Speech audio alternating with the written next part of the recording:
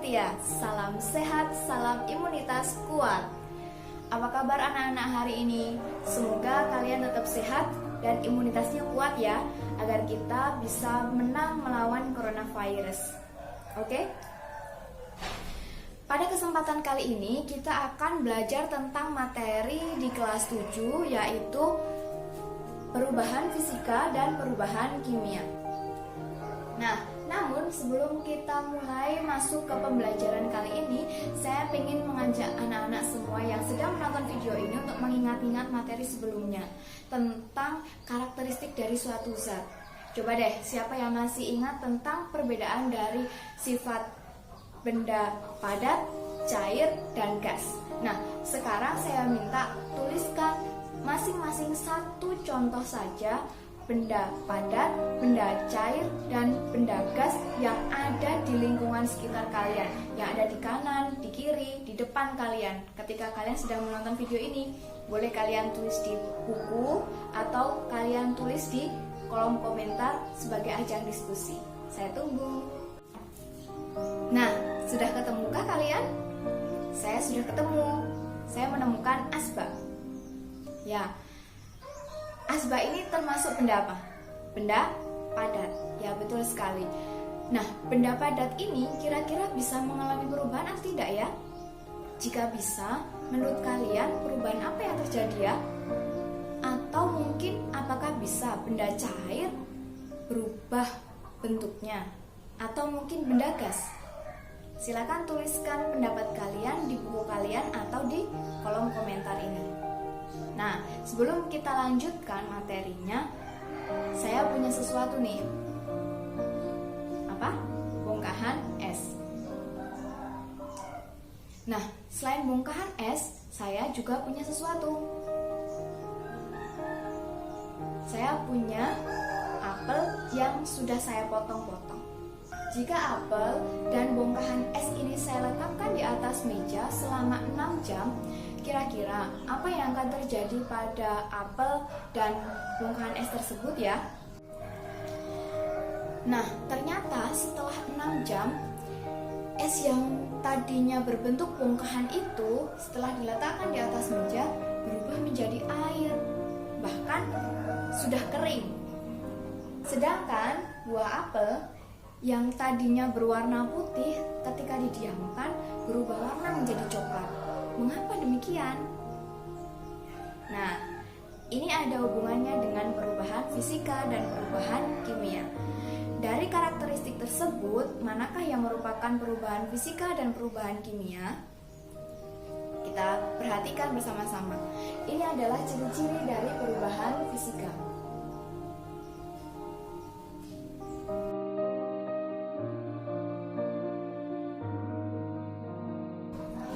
Sedangkan ini adalah ciri-ciri dari perubahan kimia.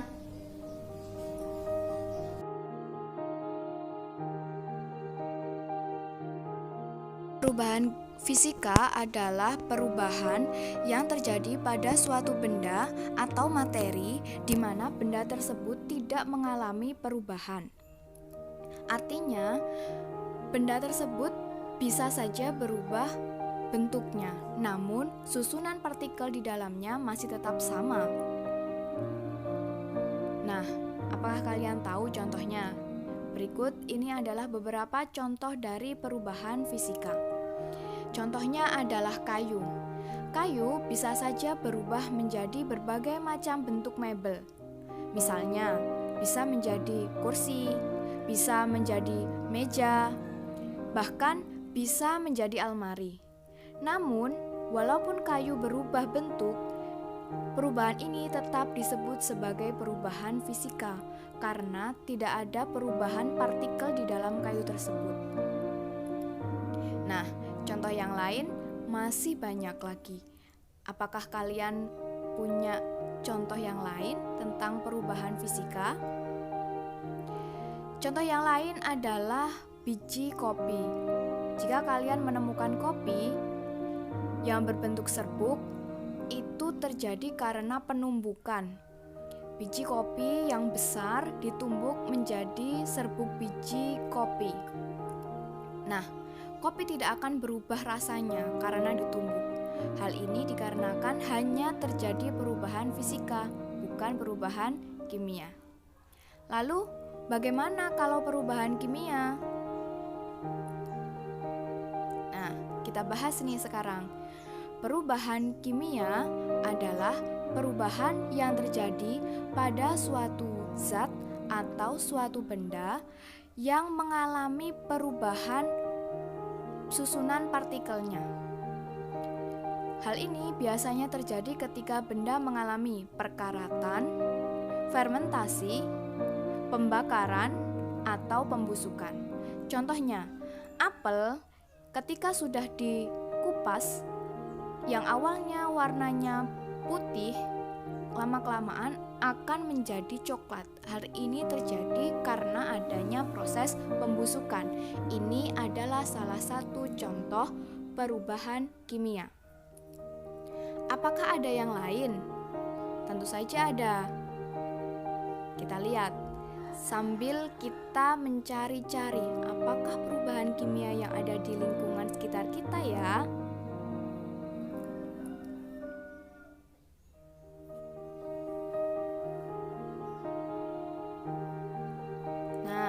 Perubahan yang lain adalah ketika kita membakar benda apapun.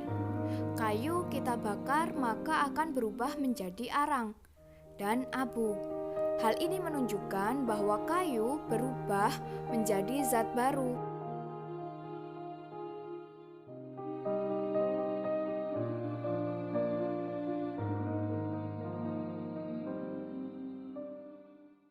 Nah, anak-anak, apakah kalian sudah bisa menyimpulkan sekarang manakah yang merupakan perubahan fisika dan manakah yang merupakan perubahan kimia? Apakah buah apel atau bongkahan es yang berubah? Nah, setelah kita belajar tentang perubahan fisika dan perubahan kimia, coba mungkin dari materi itu bisa kita implementasikan dalam kehidupan sehari-hari kita, dalam pergaulan kita. Kira-kira menurut kalian, apakah yang menjadi perubahan yang ada di lingkungan kelas kalian, khususnya di masa pandemi COVID-19 ini? Boleh kalian jelaskan di buku kalian ataupun di kolom komentar. Perubahan tidak hanya terjadi pada benda atau materi, tidak hanya perubahan fisika maupun perubahan kimia, namun di dalam diri kita juga pasti terjadi perubahan. Nah, setelah kalian mempelajari perubahan fisika dan perubahan kimia, harapannya selain kalian tahu perubahan fisika dan perubahan kimia yang ada di lingkungan kalian, kalian juga bisa mendeskripsikan apa sih yang terjadi di lingkungan sekitar kalian setelah pandemi COVID-19 ini. Apakah ada perubahan? Apakah perubahan itu bersifat reversible atau bersifat irreversible? Nah, dari pengalaman itu nantinya kalian bisa mengimplementasikan pelajaran ini dalam kehidupan sosial kalian. Selamat belajar. Assalamualaikum warahmatullahi wabarakatuh. Salam Sentia.